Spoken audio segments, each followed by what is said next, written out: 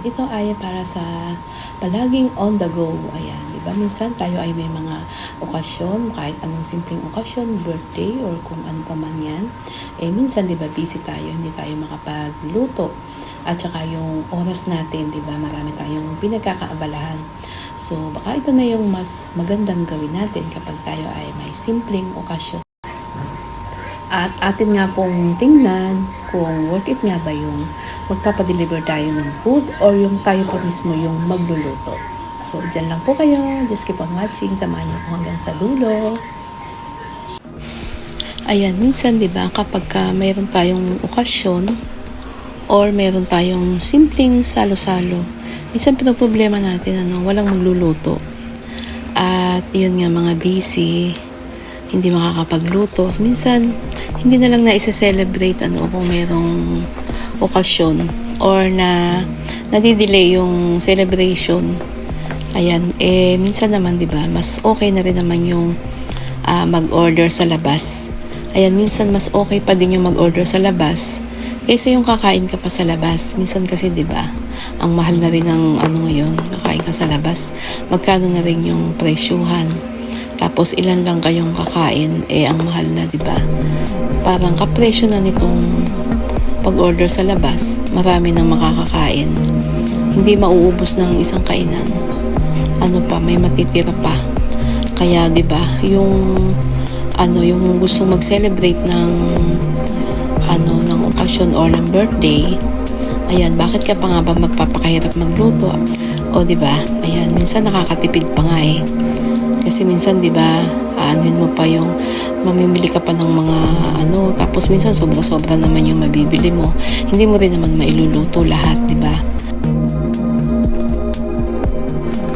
Ito, meron tayo ditong chop suey. So ito daw per tub ay 10 packs. O di ba, ang dami ng makakakain.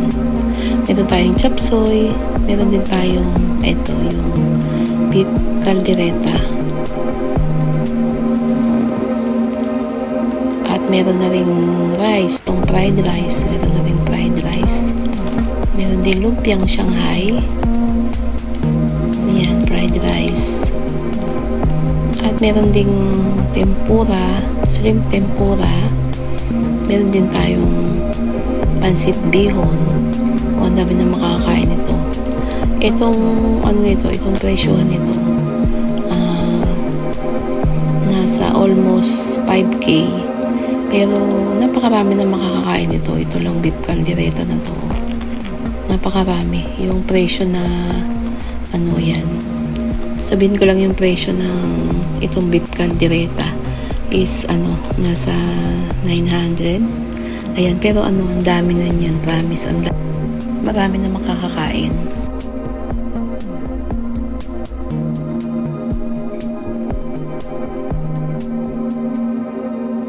Ito yung pansit bihon, napakaraming sahog. Ayan, madami ding gulay. Hindi tinipid sa sahog at hindi tinipid sa gulay.